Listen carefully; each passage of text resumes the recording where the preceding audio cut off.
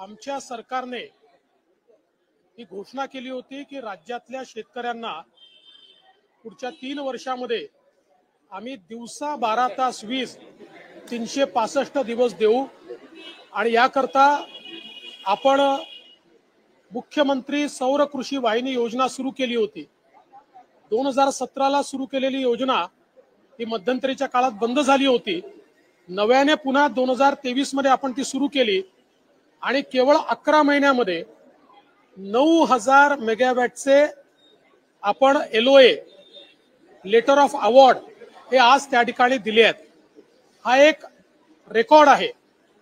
Distributed पद्धतीनं 9000 megawatt solar generation देशामध्ये कुठेही झालेलं नाही आणि बहुधा जगामध्ये कुठेही झालेलं नाही।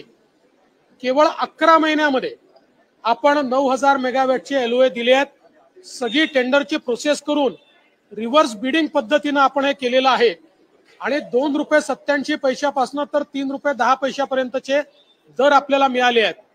आपल्याला कल्पना आहे की आपण जी नॉर्मल वीज त्या ठिकाणी देतो ती साधारणपणे ₹7.5 आपल्याला पडते आणि शेतकऱ्यांकडून आपण ₹1.5 फक्त वसूल करतो।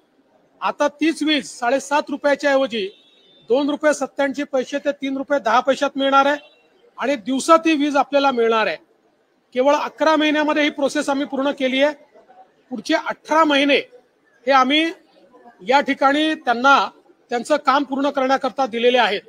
आता जे काही आपण लेटर ऑफ अवॉर्ड दिले आहेत याच्यामध्ये एकूण कृषी फिडर पैकी 50% फिडर हे पुढच्या 1.5 वर्षामध्ये सोलराइज होतील।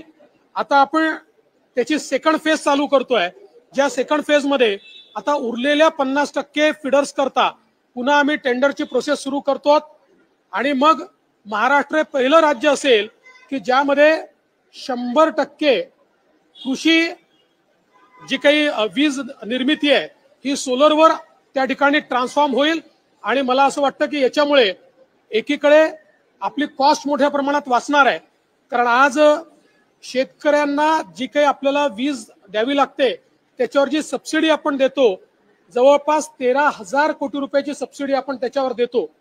त्यातली काही सबसिडी ही आपल्या बजेटमधून येते आणि काही सबसिडी इंडस्ट्रीकडनं आपण घेतो, त्यामुळे इंडस्ट्रीचे रेट देखील वाढतात।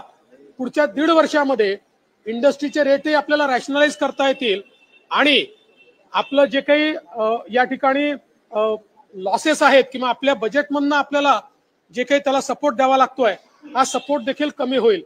आमचा प्रयत्न असा आहे की आपली जी महावितरण कंपनी आहे ही कंपनी आज मोठ्या प्रमाणात तिला लॉसेस येतात, पण ही जी का आपण ऍग्री सोलर कंपनी काढलेली आहे ही कंपनी आणि आता ज्या प्रकारे आपल्याला सगळे रेट्स मिळत आहेत याच्या आधारावर पुढच्या 3 ते 4 वर्षामध्ये महावितरण कंपनीला नवरत्न कंपनीमध्ये आणण्याचा आमचा प्रयत्न आहे की जेणेकरून ही लॉस मेकिंग नाही तर डिव्हिडंड देणारी कंपनी होऊ शकेल। अशा प्रकारची परिस्थिती आम्हाला आणायची आहे, त्याच्याकडे आम्ही वाटचाल केलेली आहे आणि आजच्या या निर्णयामुळे महाराष्ट्रातल्या शेतकऱ्यांना मोठ्या प्रमाणात फायदा होणार आहे। 40,000 कोटी रुपयाची इन्व्हेस्टमेंट यात होणार आहे, 25,000 जॉब्स यातनं निर्माण होणार आहे आणि एक नवीन इकोसिस्टीम पूर्णपणे सोलरच्या क्षेत्रात या ठिकाणी सुरू होते। आता जसं दुसऱ्या फेजमध्ये आम्ही सोलर फिडर करतो तसंच आता महाराष्ट्रातल्या जेवढ्या लिफ्ट इरिगेशन स्कीम्स आहेत या लिफ्ट इरिगेशन स्कीम्स देखील आम्ही सोलरवर आणण्याचा निर्णय करतो। माननीय मुख्यमंत्र्यांच्या मान्यतेने आम्ही येत्या कॅबिनेटमध्ये हा आमचा प्रयत्न आहे की त्याचा प्रस्ताव आणायचा आणि त्यानंतर आचारसंहिता संपल्यानंतर, आचारसंहितेच्या आधी झालं तर तो प्रयत्न करू, नाहीतर संपल्यानंतर त्याचे टेंडर्स आम्ही रिव्हर्स बिडिंग पद्धतीनं त्या ठिकाणी फायनल करून आपल्या LIS स्कीम देखील या सोलरवर आणू। यामुळे विजेची मोठी बचत होईल, प्रदूषणापासून मोठी मुक्ती मिळेल आणि शेतकऱ्यांना कमी पैशामध्ये रिलायबल अशा प्रकारची पॉवर मिळेल। हे सगळं करत असताना एक अजून मोठा निर्णय आपण घेतला। आतापर्यंत आपण शेतकऱ्यांना साधारणपणे जेव्हापासून सोलर पंप देण्याची सुरुवात केली 1.5 लाख पंप आतापर्यंत आपण दिले आहेत, पण आता आपण या एकाच वर्षामध्ये 8 लाख सोलर पंप मंजूर करून घेतले आहेत। त्याला निधीचा पुरवठा केलेला आहे। मागेल त्याला सोलर पंप अर्थात ज्याच्याकडे कनेक्शन आहे त्याला नाही, नवीन डिमांड ज्याची आहे यापैकी मागेल त्याला सोलर पंप आता आम्ही देऊ शकतो या परिस्थितीमध्ये आम्ही आहोत, कारण आता आमची पेड पेंडिंग ही 5 लाख आहे आणि आमच्याकडे 8 लाख सोलर पंप या ठिकाणी अवेलेबल आहे. त्यामुळे मोठ्या प्रमाणात शेतकऱ्याला दिलासा मिळणार आहे आणि जी अर्धे दिवस रात्रीची वीज शेतकऱ्यांना वापरावी लागते ती आम्ही त्यांना जे काही प्रॉमिस केलं होतं त्याप्रमाणे 3 वर्षात ते पूर्ण आम्ही संपवू. 1.5 वर्षात 50% शेतकऱ्यांचं रात्रीच्या विजेचं संकट आम्ही संपवून टाकू.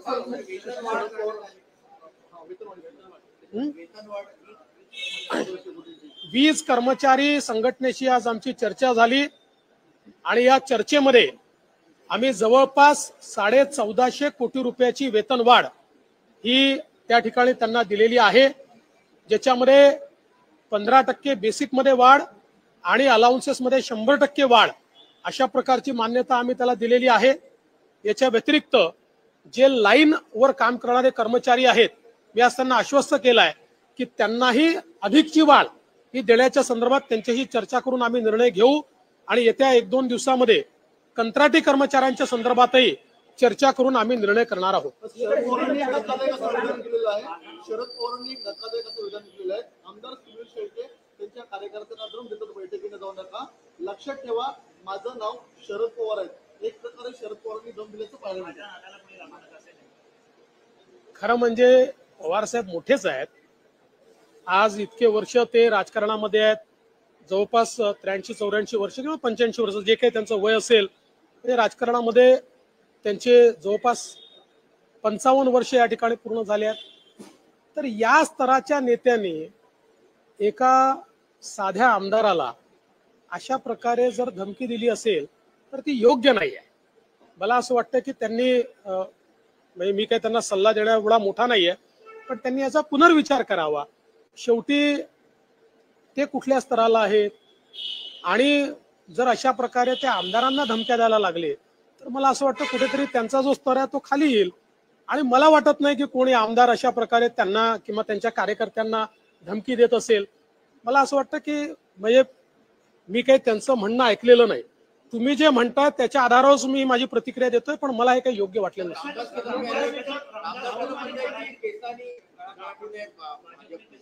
असं आहे की मी इतके वर्ष रामदासभाईंना ओळखतो. अशा प्रकारचे स्टेटमेंट करण्याची त्यांची सवय आहे आणि टोकाचं बोलण्याची देखील त्यांची सवय आहे. कधी कधी रागाने देखील ते बोलतात. भारतीय जनता पक्षाने शिवसेनेचा सन्मानच केलाय. त्यांनी हे लक्षात घेतलं पाहिजे. आम्ही 115 आहोत तरी देखील आमच्या सोबत आलेल्या शिंदे साहेबांना आम्ही मुख्यमंत्री केलं, कारण खरी शिवसेना आमच्या सोबत आली याचं आम्हाला समाधान आहे आणि आम्ही भक्कमपणे शिंदे साहेबांच्या पाठीशी उभे आहोत. मुख्यमंत्री म्हणून आमचं पूर्ण समर्थन शिंदे साहेबांना आहे आणि आमच्या सोबतची शिवसेना असेल किंवा राष्ट्रवादी काँग्रेस असेल किंवा आमच्या सोबतचे इतर मित्र पक्ष असतील यांना सोबत घेऊनच आम्ही निवडणुकीला पुढे चाललो आहोत. त्यांचा पूर्ण सन्मान आम्ही ठेवणार आहोत. आता हे ठीक आहे की अनेक वेळा अनेक लोक थोडं आमचं लक्ष वेधून घेण्याकरता किंवा आपलं महत्व पटवून देण्याकरता वेगवेगळ्या टोकाच्या भूमिका बोलतात.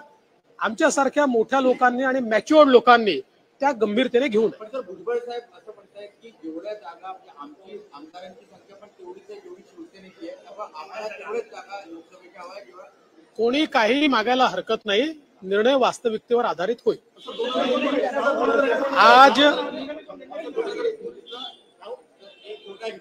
आज एक बहुत महत्वपूर्ण निर्णय महाराष्ट्र ने लिया है. महाराष्ट्र में किसानों को जो बिजली दी जाती है उसमें 50% फीडर्स करीब 9000 मेगावाट बिजली ये हमने सोलर पर ट्रांजिशन करने के लिए लेटर ऑफ अवार्ड दिए हैं. रिवर्स बिडिंग पद्धति से 2 रुपए 76 पैसे से लेकर 3 रुपए 10 पैसे तक इस रेट पर हमने ये अवार्ड किया है और 9000 मेगावाट का distributed solar generation in one go, ये एक प्रकार का रिकॉर्ड है. देश में कहीं पर भी ये हुआ नहीं है. जो महाराष्ट्र का ये सोलर मॉडल है इसको केंद्र सरकार ने अप्रिशिएट किया है. इसको कुसुम में भी उन्होंने जगह दी है और केंद्र सरकार ने इस मॉडल को बाकी राज्य भी रेप्लिकेट करे, इस प्रकार से पत्र भी बाकी राज्यों को भेजा है। और मैं ऐसा मानता हूं कि 3 सालों में किसानों को मिलने वाली सारी बिजली महाराष्ट्र में हम सोलर पर ट्रांसफॉर्म कर देंगे। इससे प्रदूषण भी बचेगा, बड़े पैमाने पर पैसे की बचत होगी, क्रॉस सब्सिडी की बचत होगी। इसका जो भार हमारे उद्योग के ऊपर आता था उसको भी हम रैशनलाइज कर पाएंगे। हमारे बजट में से जो सब्सिडी देनी पड़ती थी वो भी नीचे जाएगी। और सबसे बड़ी बात, प्रदूषण हम बड़े पैमाने पर कम कर पाएंगे। तो एक ऐतिहासिक इस प्रकार का निर्णय महाराष्ट्र सरकार ने आज लिया है। आप लोग पिछली बार जितनी लोकसभा की सीटें लड़े थे, इस बार उससे ज्यादा लड़ते जा रहे हैं और जो आंकड़ा आ रहा है कि 30 से ज्यादा, क्या है इसमें सच्चाई है? और अगर है तो उसका क्या?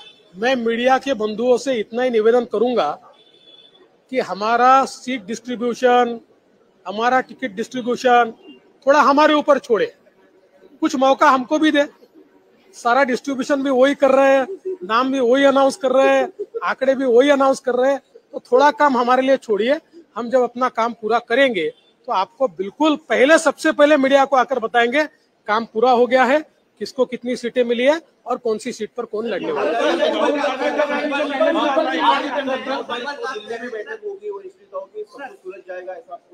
हाँ जी, हाँ जी, बिल्कुल।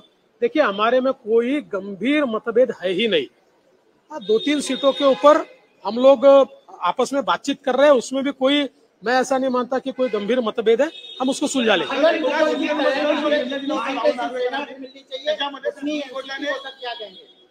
ऐसा है कि सभी को सीटें मांगने का अधिकार है, सभी पार्टियां है, तो अपने अपने तरीके से सीटें मांगेंगे।